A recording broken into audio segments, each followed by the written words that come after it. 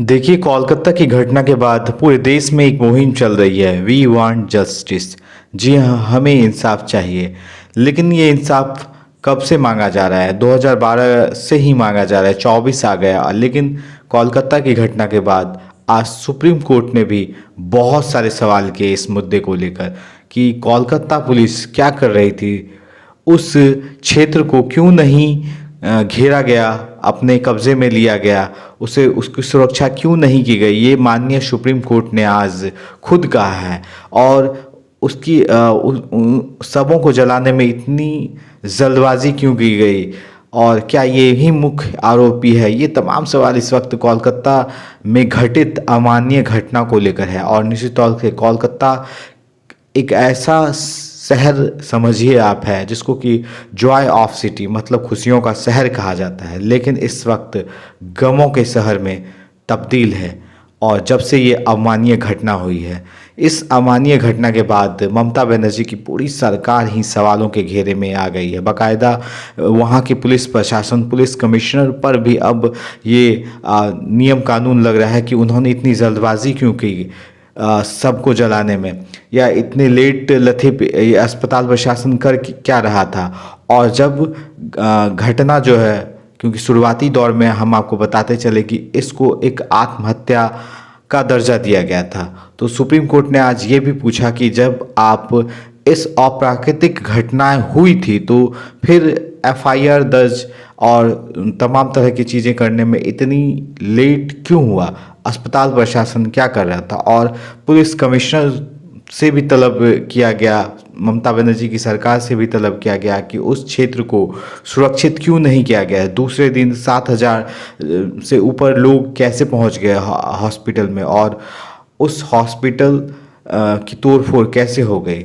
जबकि होता यह है कि घटना के बाद कि पुलिस के हाथ में वो तमाम तस्वीरें होती हैं और उस क्षेत्र को वो सुरक्षित करने का जिम्मा होता है और सीबीआई के पास। हालांकि कोलकाता पुलिस कमिश्नर ने प्रेस कॉन्फ्रेंस में पत्रकारों को बताया था कि 90% कार्य उन्होंने कर लिया है इस केस को लेकर। उनकी पुलिस जो है दिन रात इस केस को लेकर लगी हुई थी। लेकिन अब सीबीआई जांच जब से इस केस की गई है तो कई सारे पर्दे लगातार इस केस को लेकर खुल रहे हैं और पूरा कोलकाता इस वक्त शांत है। क्या सौरभ गांगुली, क्या एक्टर, तमाम लोग इस वक्त वी वांट जस्टिस के नारे से अपने पोस्ट लिख रहे हैं और मांग कर रहे हैं ममता सरकार से, सीबीआई से, कि जल्द से जल्द इस जो घटना है उसका खुलासा हो और जल्द से जल्द अपराधियों की गिरफ्तारी हो और फांसी की सज़ा हो।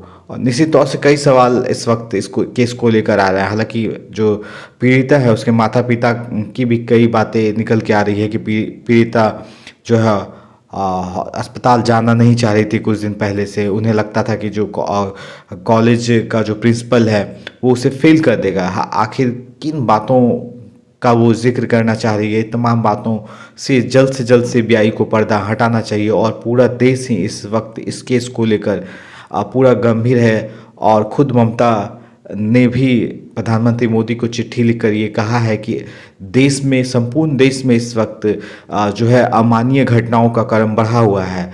महिलाओं से, बच्चियों से, हर तरफ से हो रहा है और इसको लेकर एक सख्त कानून बनाने की आवश्यकता है। निश्चित तौर से कानून बनना चाहिए और हमने भी कई दफ़ा आपसे कहा भी है कि इस तरह की घटनाओं में कानून बनना बेहद ज़रूरी है।